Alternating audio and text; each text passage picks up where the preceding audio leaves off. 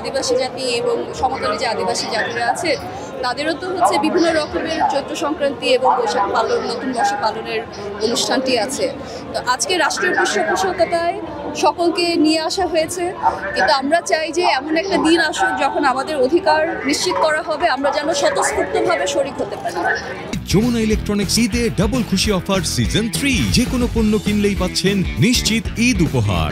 প্রতি বছরের মধ্যে এবারও খুবই ভালো লাগছে। আমরা সারা বছর অপেক্ষা করি কবে এই দিনটি আসবে, ধর্মবর্ণ নির্বিশেষে সবাই একসাথে বছরের প্রথম দিন রমনা বটমূলে সূর্যোদয়ের মধ্যে শুরু হবে, তারপর একসাথে সবাই মিলে অনেক স্বতঃস্ফূর্তভাবে আমরা এই র্যালিতে অংশগ্রহণ করব। খুবই ভালো লাগছে।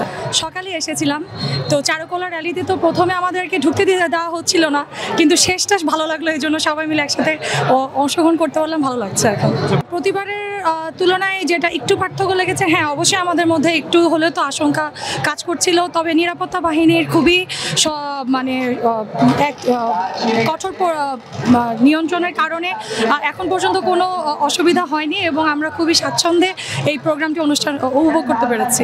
না, আমার সেরকম কিছু মনে হয়নি, তবে হ্যাঁ আর চারুকলার মোটিভগুলো এবার একটু থিম ভিত্তিক ছিল অন্যবারের তুলনায়, যেটা আমাদের সারা বছরের বিভিন্ন সমস্যাগুলোকে তুলে ধরা হয়েছে, যেমন 36শে জুলাই, তারপর পানি লাগবে কিনা, তারপর ফ্যাসিস্টের মোটিভ।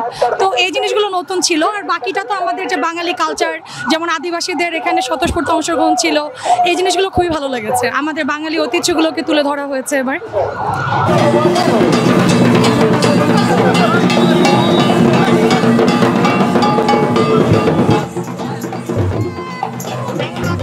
অসম্ভব ভালো, আমরা সবাই ঐক্যবদ্ধ, জাতি ধর্ম বর্ণ পাহাড় থেকে সন্তান সবাই আমরা এক, সমৃদ্ধির বাংলাদেশ অবশ্যই ভালো, অবশ্যই।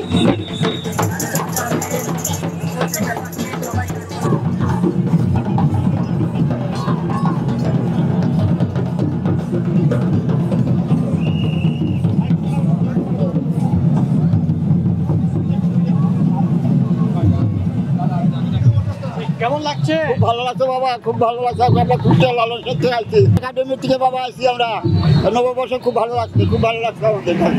আমরা এই জীবন প্রথম আসছি বাবা এই